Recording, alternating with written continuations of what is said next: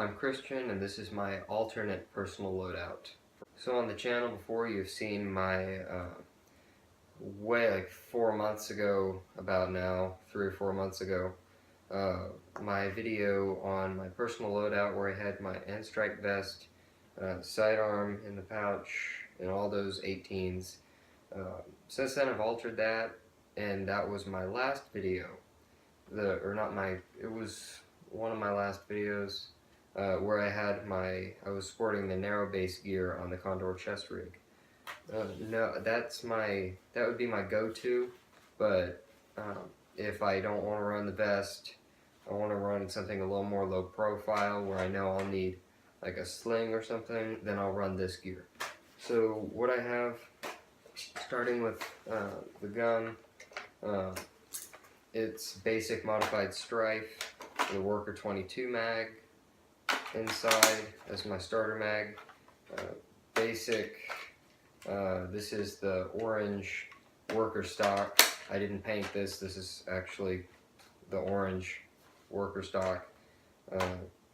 Basic Sharpie paint job just for the lulz. Opened up the circuit as I talked about in the last loadout video, and running stock motors, alkaline standard AA batteries, and that's pretty much it. I don't need anything excessive. This gets the job done for what I need to do at this point in time. And that is sock. I didn't even bother bunching these socks up. These are supposed to symbolize like sock balls for like HVZ, throw and kill a zombie or something. But I've never been in an HVZ event, so I just took those socks off my feet just for the video. But anyway, getting back to it.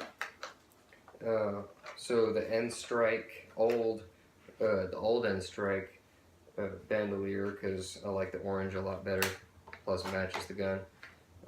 The blue one just looks weird in my opinion. But other than that, I have, and the elites don't pop out as much on that one. I have 10 elites for my sidearm, the hammer shot, which I'll get to next. So I'm done with this, and it's just easy to throw that out of the way and get out the sidearm. What I'm holding it in, last video I had, and to make an amendment from that video,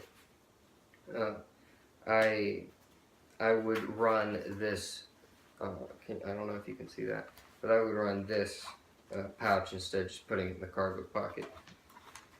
So this right here, okay, this is, it came off of what was literally called a booze belt. So what it's designed, it comes with its own belt. I'm not wearing that, I'm just wearing a Nike belt. But it came with its own belt. It fastened together. It had one of these on each side for literally 2 beer bottles, and then all these pouches for shot glass, shot glass, shot glass, shot glass, shot glass. It was the funniest thing I've ever seen. And obviously I'm a minor, and when I get to be 21, I'm not going to be drinking anyway, because it's just a bad decision. But I saw it and I thought, hey, I could use that for like Nerf. So I bought it, and it holds a hammer shot perfectly. So I don't recommend drinking. Drinking is wrong, and that's a fact. I'll argue with whoever, drinking is wrong. But I highly recommend the booze belt. It is awesome. They probably sell one on Google. Just Google search booze belt. It'll show like, oh, it's in a Western package, the one I bought. I don't have the package anymore. But anyway, other than that, this is completely stock. For NVZ, I plan on, if I still want to use this a whole year away, but I plan on taking out this spring, putting in an orange Modwork spring, and taking out this turret, the cylinder, whatever, and putting in a 3D printed 7-shot cylinder. So I don't know what company that is, but I saw a Drax video on it and I thought, oh, that looks very cool. So that would definitely want to make me use this more. getting to the rest of it, if this looks familiar to you, this is actually just duct tape. I made one of these in the past. It was American duct tape, said scaff on it. It wasn't aligned at all. These are completely flush. I'll lower this a little bit. But these are completely flush. I put a lot more time and attention into this. This one I made just because I was tired of waiting for the narrow-base gear and the Condor, the chest rig. Just I wanted to have something immediately before, so I didn't have to use that other thing that wasn't that good. But this, I changed the design a little bit.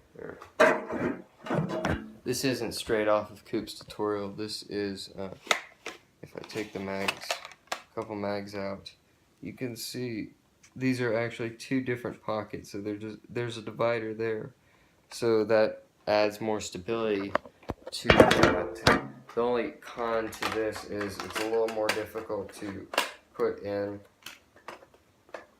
because you can't really do this on the run.